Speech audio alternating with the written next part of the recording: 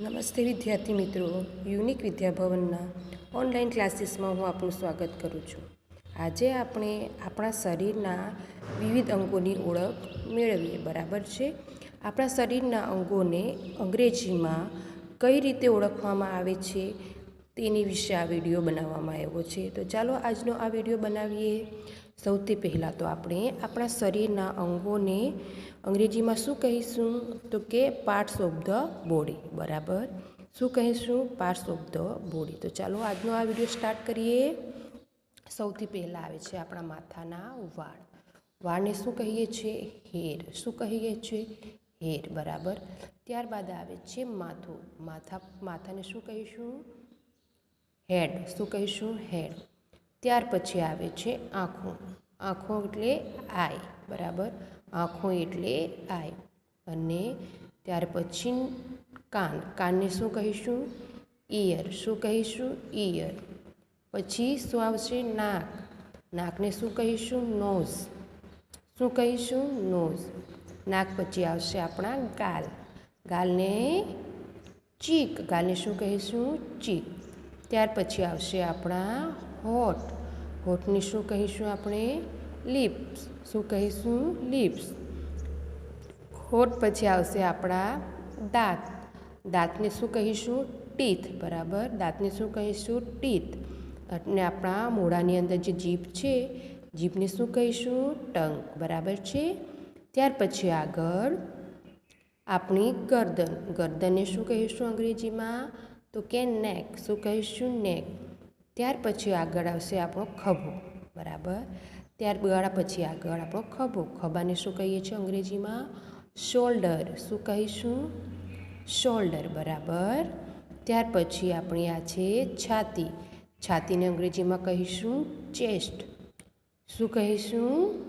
Chest. બરાબર. છાતી પછી થોડાક આગળ વધીએ તો આપણું પેટ આવશે. શું આવશે? પેટ. પેટને આપણે શું કહીશું? સ્ટમ્પ. શું કહીશું? સ્ટમ્પ. ચલો ત્યાર પછી આગળ જોઈએ. આ છે આપણું હાથ. હાથની આ શું છે? બાહુ. બાહુ એટલે બાહુને આપણે અંગ્રેજીમાં કહીશું આર્મ. શું કહીશું? આર્મ. ત્યાર પછી આગળ જઈએ તો આપણો હાથ જ્યાંથી વળે છે તેને શું કહીશું આપણે? કોણી. કોણીને અંગ્રેજીમાં એલ્બો કહેવાય. શું કહેવાશે? એલ્બો. બરાબર. ત્યાર પછી આગળ જોઈએ તો કાંડું. કાંડુને શું કહીશું? રિસ્ટ. શું કહીશું? રિસ્ટ. ત્યાર પછી આવશે આપણી આ હથેળી. હથેળીને અંગ્રેજીમાં શું કહીએ છીએ? પામ. શું કહીશું? પામ. ત્યાર પછી આ છે આપણો હાથનો પંજો. પંજામાં શું છે? આ અંગૂઠો. અંગૂઠાને શું કહીશું? થંબ. શું કહીશું? થંબ. બરાબર. જે આપણો આખો હાથ છે તેને આપણે શું કહીશું? હેન્ડ. શું કહીશું? હેન્ડ. અને અંગૂઠાના બાજુમાં જે 4 આંગળીઓ છે તેને આપણે શું કહીશું? ફિંગર્સ. શું કહીશું? ફિંગર. બરાબર છે. હવે ચાલો ત્યાંથી આગળ વધીએ. બરાબર. આ છે આપણો પગ. પગને શું કહીશું? લેગ. શું કહીશું? લેગ. ત્યાર પછી આવશે આપણું ઘૂંટણ. ઘૂંટણને શું કહીશું?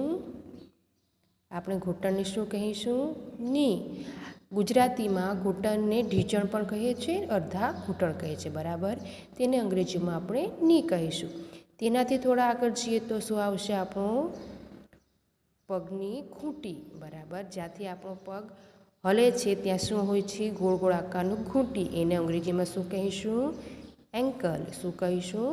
એન્કલ. બરાબર. ત્યારથી પછી આગળ આવીએ તો બરાબર ઘૂંટી સુધીનો પગ એટલે જે આપણો પગનો પંજો છે તેને શું કહીશું? ફૂટ. શું કહીશું? ફૂટ. બરાબર. અને પગની આંગળીઓને આપણે શું કહીશું અંગ્રેજીમાં? તો કે ટોઝ. શું કહીશું? ટોઝ. બરાબર છે. જોયું ને વિદ્યાર્થી મિત્રો, આપણા આખા શરીરના અલગ અલગ ભાગોને અંગ્રેજીમાં કયા નામથી ઓળખવામાં આવે છે? બરાબર ને? આશા રાખું છું તમને શરીરના વિવિધ અંગોને અંગ્રેજીમાં બોલવામાં આ વિડીયો મદદરૂપ થશે. ફરી પાછા મળીશું. ત્યાં સુધી આવજો.